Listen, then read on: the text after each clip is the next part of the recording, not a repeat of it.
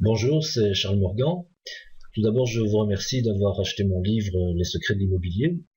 Alors, comme promis, en ayant acheté le livre, vous avez droit à des bonus, et notamment cette feuille de calcul qui s'appelle analyse de rentabilité pour revendre. Donc, le but de cette vidéo est de vous expliquer comment fonctionne cet outil. Je ne vais pas revenir sur toute la théorie qui explique comment acheter un immeuble pour le revendre avec profit.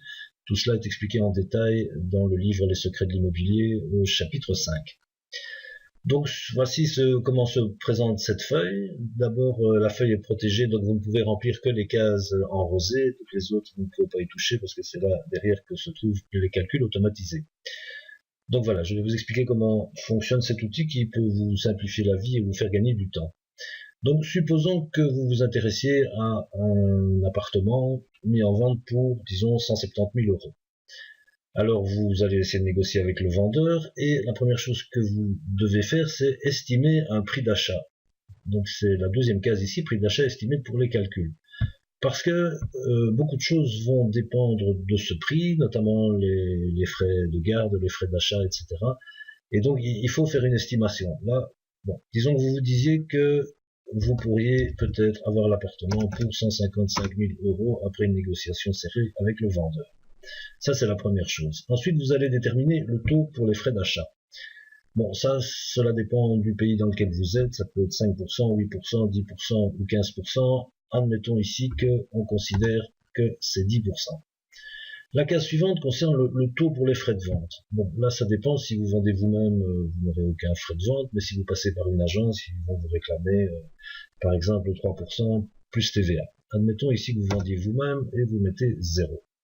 La case suivante concerne le taux pour les frais de garde. Donc les frais de garde, c'est tous les frais que vous allez avoir pendant le temps durant lequel vous conservez la propriété pour y faire des travaux, par exemple. Donc ce seront des factures d'eau, d'électricité, des taxes foncières et ce genre de choses. Bon, comme j'explique dans le livre, on considère en général qu'on peut compter sur 1,5% du prix d'achat comme frais de garde. Voilà. Ensuite, le point suivant concerne le taux pour le profit minimum. Donc, si vous faites toutes ces opérations, vous faites tous ces efforts, c'est en vue de faire un profit. Et donc, là, vous allez devoir déterminer, par exemple, que vous voulez 10% du prix de vente pour vous, pour garder dans votre poche comme profit. La case suivante concerne le remboursement mensuel pour 100 000 euros empruntés. Donc ici, vous devez mettre un chiffre, ce que cela va vous coûter. Bon, vous pouvez aller sur Internet, vous trouverez plein de simulateurs de crédit qui vous diront pour 100 000 euros empruntés ce que cela vous coûtera par mois, suivant que vous remboursez en 10 ans, en 20 ans. Mais dans ce cas-ci, de toute façon, vous n'allez garder l'immeuble que quelques mois. Donc voilà, choisissez le taux le plus bas, mais tout cela, encore une fois, est bien expliqué dans le livre. Donc disons que vous empruntiez et que ça vous coûte 600 euros par mois pour 100 000 euros empruntés. Ensuite, la case suivante que vous devriez remplir, c'est la durée de détention de l'immeuble. Donc vous allez y faire des travaux, vous allez le mettre en vente, tout ça va vous prendre des mois, et pendant ces mois-là, vous allez devoir rembourser la banque, les fameux 600 euros par mois. Donc disons que vous comptiez que ça va vous prendre 6 mois.